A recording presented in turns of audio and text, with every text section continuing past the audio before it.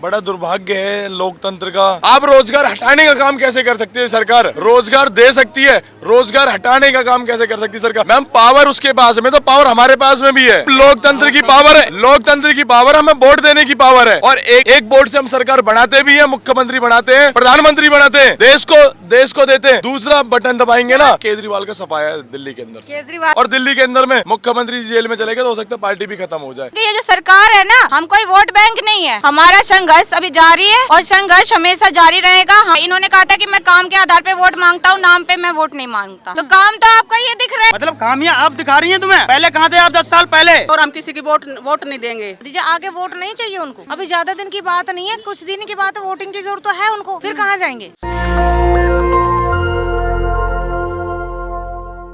नमस्कार, मैं ब्यूटी गिरी और आप देख रहे हैं नेशनल दस्तक। आप मेरे पीछे ये हुजूम देखिए, महिलाओं की, पुरुषों की, और लगातार ये नारे लगा रहे हैं केजरीवाल के खिलाफ, अपना रोजगार वापस मांग रहे हैं। और हाथों में सभी के पोस्टर है। ये पोस्टर खास है, खुशियों वाली दिवाली नहीं, आंसुओं वाली दिवाली। दिल्ली सरकार का तोहफा मार्शलों को बेरोजगार कर दिया।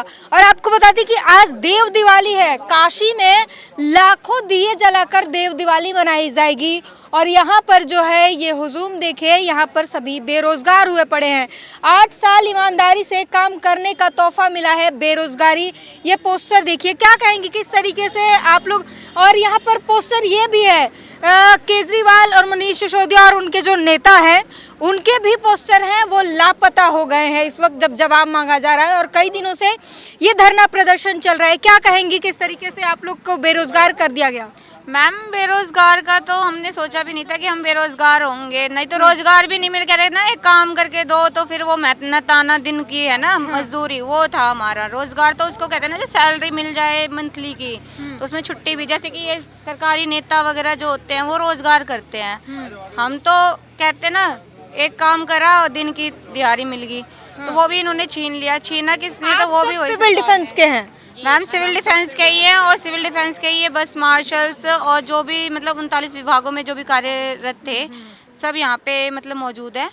तो ये है कि इन्होंने, मैं तो यही कहना चाहूँगी कि जिस तरीके से आपने रोजगार वापस लिया है, उस तरीके से हमें वापस भी दे दो। हम कोई चोर लुटेरे नहीं है, हम कोई आतंकवादी नहीं है। एक्ट निकाला क्यों गया मैम? एक एक्ट है 1968 का, एक्ट का हवाला दे के निकाला गया। लेकिन 30 साल से भी यहाँ पे वर्किंग में है। क्या 30 साल पहले की सरकार जो थी उनके आंखें नहीं थे? क्या इनके पास स्पेशली आंखें आए हैं या पढ़े लिखे हैं ये? और दूसरी बात कि 1968 के तहत भी बता रहे हैं। और दूसरी बात कि उपराज्यपाल साहब का भी बताया जा रहा है कि उन्होंने मतलब जो सीएम साहब हैं उनके पास 2 प्रस्ताव रखे थे कि हमारे पास फंड नहीं है, और फंड में से अगर हमें फंड के साथ हमें आपको मतलब कुछ करना है तो आप 2 चीज़ में से एक चीज़ चुनो। तो उन्होंने कहा कि भाई क्या? तो उन्होंने कहा कि भाई एक लेडीज फ्री जो आपने कर रखा है, फ्री ऑफ कॉस्ट जो टिकट चल रहा है, वो फ्री नहीं है, पिंक टिकट है। गवर्नमेंट पेमेंट जाता है 10 रुपये पर टिकट का। तो वो फ्री हटा दो, या फिर इनकी मतलब रोजगार जो है आप मार्शल हटा दो। तो ये भी पॉलिटिक्स था कि मार्शल की, अगर उन्होंने मार्शल का ही प्रस्ताव भेजा तो मार्शल में ओनली डीसीडी को हटाया गया। क्या वो होमगार्ड के लिए फंड क्या एक्स्ट्रा अलग से आता था, या उसी फंड में से ये डीसीडी मार्शल को मिलता था? डीसीडी क्या है मतलब? Ma'am, Delhi civil defence. और दूसरी बात कि फिर जाके वो 1968 के तहत ये कहा गया कि ये है ना मतलब निष्काम, मतलब डीडीएमए के थ्रू, यानी डिजास्टर मैनेजमेंट के थ्रू निष्काम ड्यूटी। तो डिजास्टर मैनेजमेंट के थ्रू जो उपराज्यपाल साहब को जो अभी दिखा है कि हम निष्काम ड्यूटी के लिए बैठे गए हैं, सीएम साहब को जो दिखा है कि हम निष्काम ड्यूटी के लिए रखे गए हैं, तो वो भी डीडीएमए के थ्रू ना। तो क्या ये इलेक्शन जो होता है वहाँ पे जो ये वॉलंटियर्स प्रोवाइड किए जाते हैं, क्या ये डिजास्टर है? जो इलेक्शन इनका होता है वहाँ पे जो ये वॉलंटियर्स ड्यूटी के लिए जो निष्काम के लिए भेजे जाते हैं कि आप लोग यहाँ देखो कि कोई है ना मतलब भीड़ तो नहीं है यहाँ पे, कोई जनसंख्या मतलब कोई किस मतलब यहाँ पे लाइन सही से लगनी चाहिए, कोई हैंडीकैप हो उसको सही से लाओ, आप लोग उनको सहारा देकर लाओ, कोई जो प्रेग्नेंट लेडीज हो उनका ध्यान रखो। मतलब हर तरीके से हमें ध्यान रखना होता है।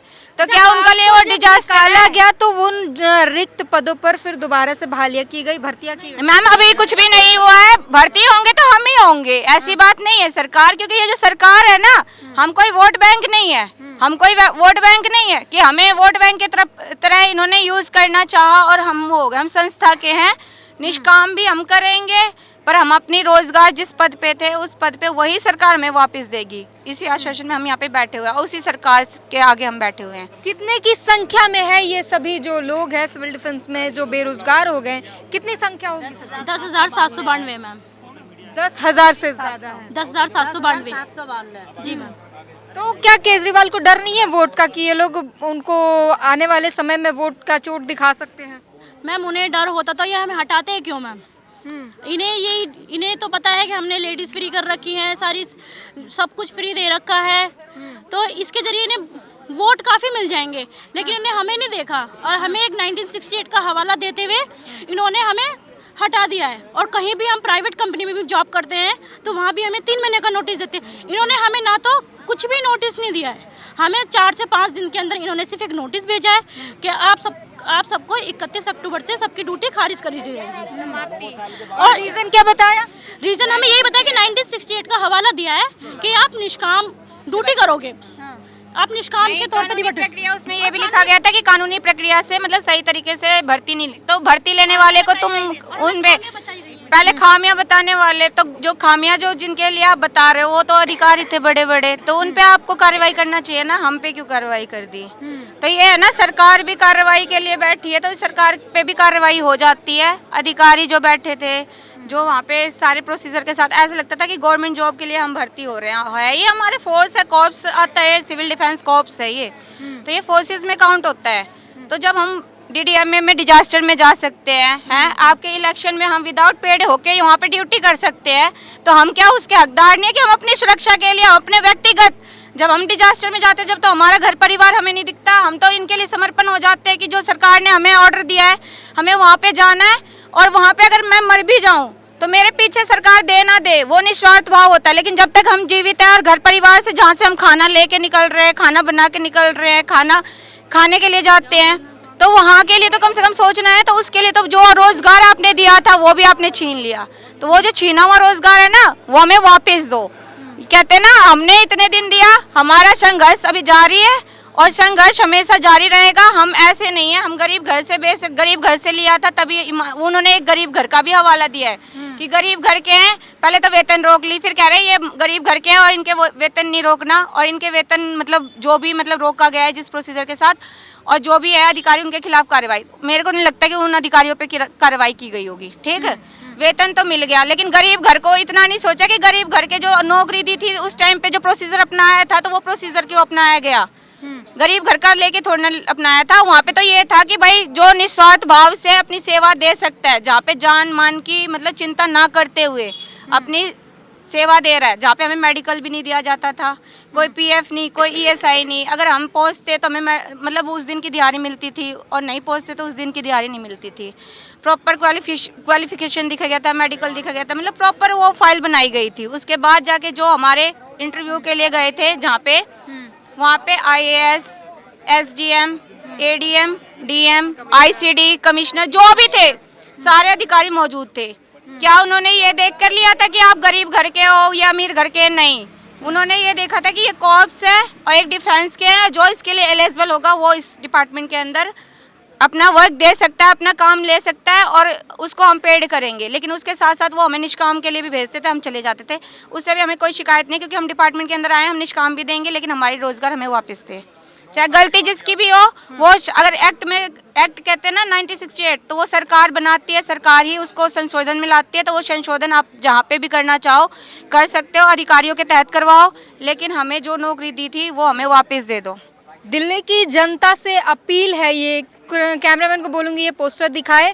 दिल्ली की जनता से अपील, आपकी रक्षा करने वाले 10,000 मार्शलों को बेरोजगार करने के विरोध में जब आपके अपना साथ छोड़ चुका था तो हम मार्शल आपकी दवाई आपके घर लाए थे, आपके अपने जान जोखिम में डालकर बाढ़ के समय हम मार्शल सबसे आगे आते हैं। और ये सच्चाई है, जब भी कोई आपदा आती है, कोरोना का समय हो, चाहे बाढ़ आ जाए, चाहे कुछ भी हो जाए, तो ये लोग हमेशा आम जनता की सहायता के लिए ये लोग आगे रहते हैं।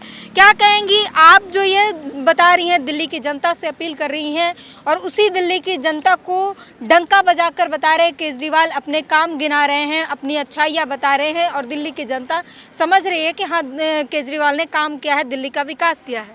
जी ये काम किया है, ये मानते हैं कि ये काम किया था, पानी फ्री दिया था, बिजली फ्री दी, मतलब कुछ कमी उसमें डिस्काउंट दिया था। और पर लेकिन अब वोटिंग का काम मतलब अब जो हमें जो घर मतलब बेघर कर दिए हैं, धरने के लिए मजबूर कर दिए हैं, प्लीज़ वो मतलब वो गलत किया है, बहुत ज़्यादा गलत किया है, जिसकी वजह से हमारी अर्थव्यवस्था ख़त्म हो चुकी है। और हमारा जो हम जो 4-5 बच्चों को पालते थे, मैं ये बोलना चाहती हूँ कि हमें कुछ फ्री नहीं चाहिए, रोजगार चाहिए हमें, ठीक है। एकदम फ्री करके लोगों को लालच दिया एक तरह का कि फ्री पानी कर दिया, बिजली फ्री कर दी और बसों में महिला फ्री कर दी, ठीक है। आपने वो किया, वो आपकी मर्जी है, लेकिन किसी को बेरोजगारी करना भी बहुत गलत बात है। किसी को तुमने रोजगार दिया, फिर उसके बाद तुमने हटा दिया, फिर उसके बाद तुम होमगार्ड के लिए भर्ती कर रहे हो लोगों को। हमें बेरोजगार करके होमगार्ड को तुम भर्ती कर रहे हो, ये चीज में क्या बोल रहे हैं? राजस्थान में भी कह रहे हैं कि मार्शल लगाएंगे, तो फिर उनको भी कुछ साल लगा करके फिर बेरोजगार कर देंगे। पंजाब में भी फ्री का सब दे रहे हैं। हाँ, कहाँ दे रहे हैं, कहाँ फ्री है, वहाँ पे तो फ्री नहीं है। दिल्ली के बाद पंजाब जीत लिया ना। जीत लिया, जीतने और करने में फर्क होता है मैम। आपने तो वहाँ के लोगों को भी धोखा दे रहे हैं आप। बिल्कुल दे रहे हैं। अभी राजस्थान में जो चुनाव है होगा ये। हाँ, क्या बोल रही हैं? मैं कह रही हूँ, एक घर कहते हैं ये घर बना बनाया, पहला घर जो होता है ना वो मजबूती का घर होता है। अगर इस घर को मतलब इस घर को अगर उन्होंने मजबूत किया था ना, तभी उन्होंने पंजाब में जीता था। और अब ये जो मजबूत घर था ना, उसका पिलर ही हिला दिया, यानी कि घर टूट गया। तो वो टूटते हुए अभी भी टूटा नहीं है, टूट जाएगा। असर पंजाब में दिखेगा, हर जगह दिखेगा, क्यों नहीं दिखेगा? ये बताओ, यहाँ के पंजाब के बच्चे नहीं राज्यों में जहाँ जाके डंका बजा रहे हैं। जाएंगे हर राज्य में, क्यों? राज्य वाले जो भी है, इन्होंने कहा था कि मैं काम के आधार पे वोट मांगता हूँ, नाम पे मैं वोट नहीं मांगता। तो काम तो आपका ये दिख रहा है कि हम यहाँ पे आपसे रोजगार मांग रहे हैं, है ना? जो देना चाहिए था वो मांग रहे हैं।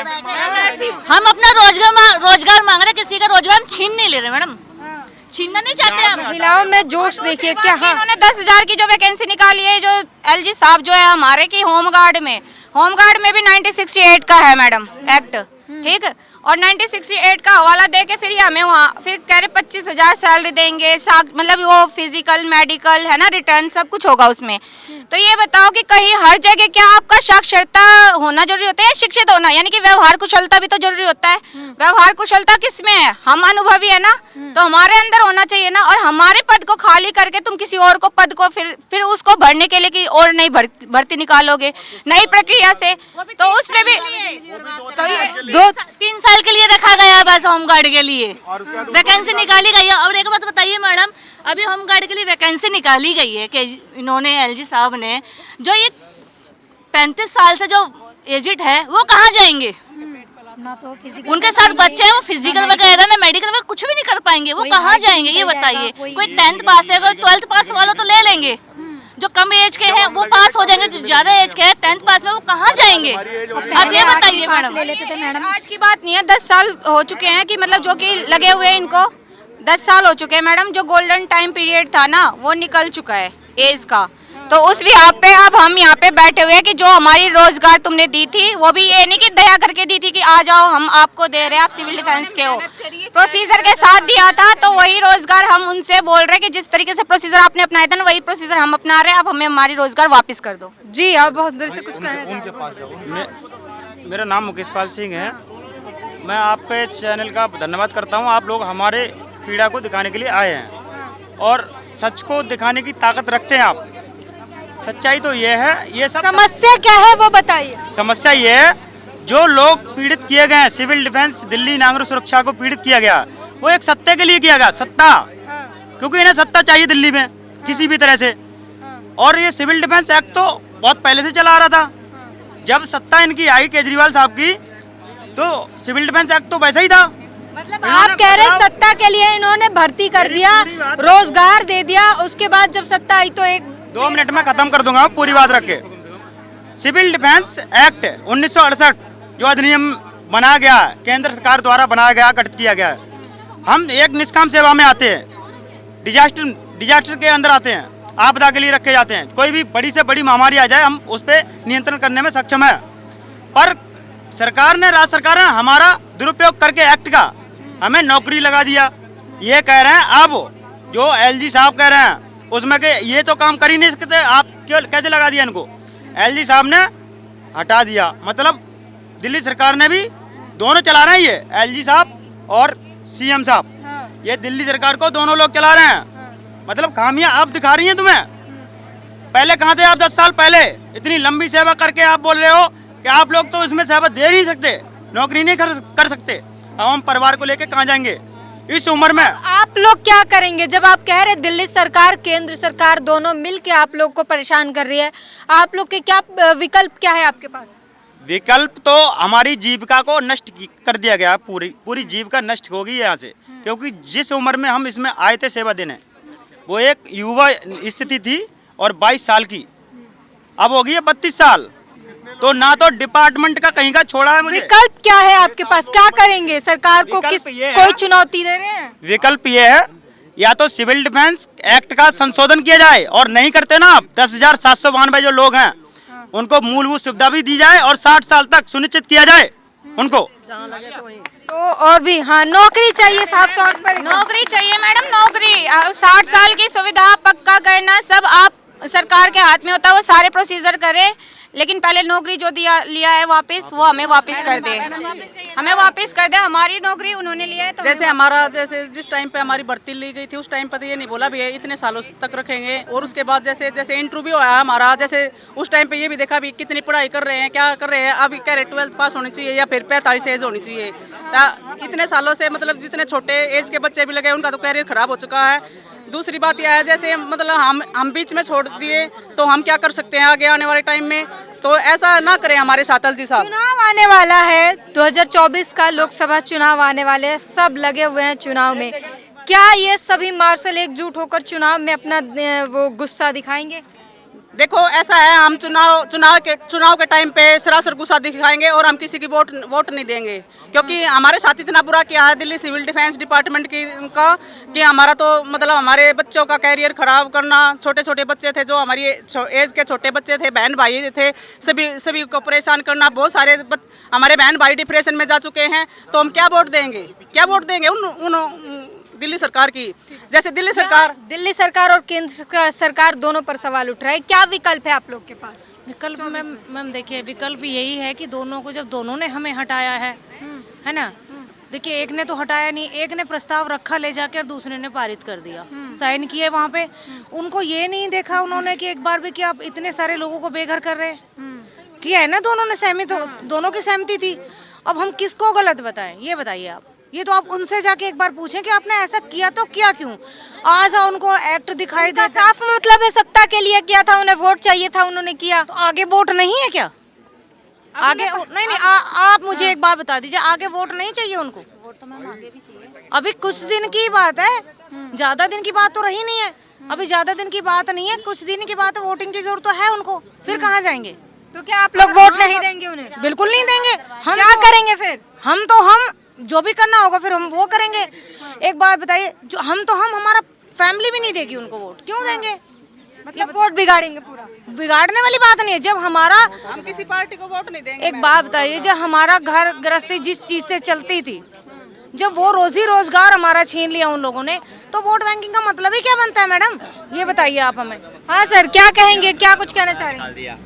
मैम ये कहना चाह रहे हैं कि आज बड़ा दुर्भाग्य है लोकतंत्र का कि आज हम 1 महीने के अंदर दिल्ली सचिवालय के सामने, जहाँ पर मुख्यमंत्री और मंत्री बैठे हुए हैं, उसके सामने हम प्रोटेस्ट कर रहे हैं। और मंत्री और विधायक दिल्ली के हम 70 विधायकों को दिया हमने अपना ज्ञापन, और मंत्रियों को आज कैलाश गहलोत जी के पास भी गए थे, वो कह रहे भाई हम अपॉइंटमेंट से मिलेंगे। बड़ा दुर्भाग्य होता है कि आम आदमी पार्टी बनाती है सरकार, आम आदमी का मतलब होता है कि आम जनता से चुने हुए लोग। आज आम जनता से चुने हुए लोग आज मतलब इस तरह वीआईपी कल्चर की तरह उनके, जब घर पे गए हम 200 लोग सुबह 7 बजे गए तो वहाँ मिलने को मना कर दिया उन्होंने।